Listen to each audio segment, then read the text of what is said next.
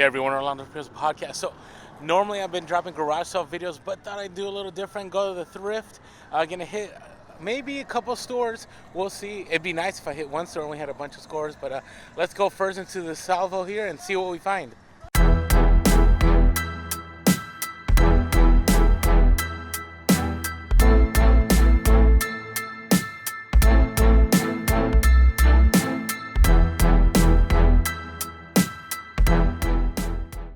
And before I walk in, if you haven't yet, make sure to subscribe to our YouTube channel, hit that like button, hit that bell notification so you know whenever videos drop. All right, let's get inside. All right, right off the bat, things are looking not so great. If you take a look at the shoes, they're pretty sparse. And so, yeah, let's take a look at other parts of the store and see what we find.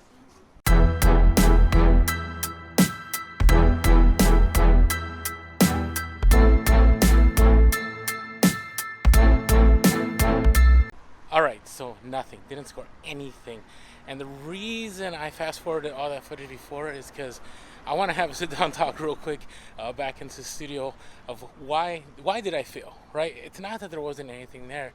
There probably was. Maybe I didn't see it, or maybe I completely missed it, or maybe there was nothing. But let's talk about this real quick. Alright, so why did I fail? Okay, I think there's 5 reasons why. First one is consistency was not there, meaning I have not been to these stores in over a month, so I didn't know what kind of inventory they had. I didn't have any connections to any of the employees there. It was me just walking in without any kind of knowledge base as to what was in that store. And the best way to score at thrift stores is to consistently go to them, whether it be weekly, whether it be every day, whether it be every other week, but some kind of system so you know what's in that store, when things come in, when the sales are, and also where employees recognize your face. And my best scores have come from employees saying, hey, Orlando, take a look at what came in. Hey, I know you're interested in these kind of items. All those kind of things, right? The ability to be very familiar with the store that only comes through consistency always helps. Second, I went to stores that I didn't know, meaning I have not been there in a long time. If you catch some of our YouTube videos, we still score when we go out of state, but it's very hard. I would say I've never come close to scoring like I have at home when I've been to stores that I do not know. Again, it's that familiarity. It's, again, knowing, hey, this store has great shoes. This store has awesome electronics. This store, they do very well when it comes to clothing or when it comes to video games. And so knowing what these stores carry is very key, along with consistency. Now, the third part I think was, again, all of this is my fault, but the third part was rushing, right? I knew I had this video to drop for YouTube.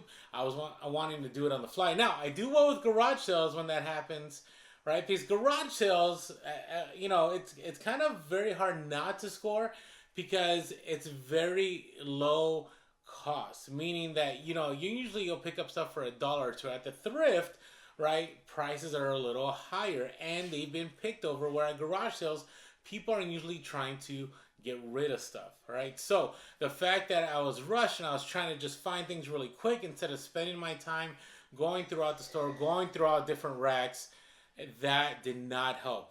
Okay, also, on top of that, looking for home runs, right? There might have been a lot of profitable items there that I could have picked up, but I was just looking for that $5 to $100, right? I was looking for that item that I could buy for $10 and make $200 on. And here's the deal. What pays the bills are the consistent bread and butter items. The home runs are nice and they make your life a lot easier, but don't miss those bread and butter items by just looking for home runs. And last of all, right, it's the idea of, hey, those thrift stores know what they're looking for, right? They actually do research completed sold in the back on eBay, right? They actually have signs up telling them what to look for. But here's the thing. The way that you can still win is by knowing more than the thrift store. Give you a quick story. I've shared this on the podcast a lot. Is back in the day before I went full time, I would do these trial runs where I would hit thrift stores for a week and try to function like a full-time seller. And when I first started doing that, the first couple of years, it was terrible. I was like, I'm never gonna go full time. I can't find anything. And it wasn't that it wasn't anything to find. It's just I didn't know what to look for. And as I got better at reselling, as I was sourcing more, selling more, watching more YouTube, listening to more podcasts, I became familiar what items I needed to be profitable. And over time, my knowledge base increased and it grew.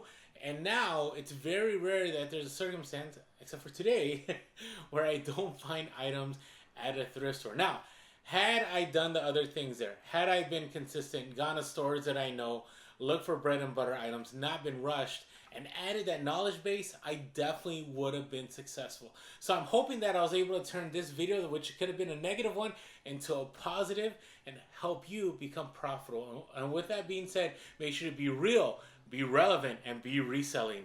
Lates.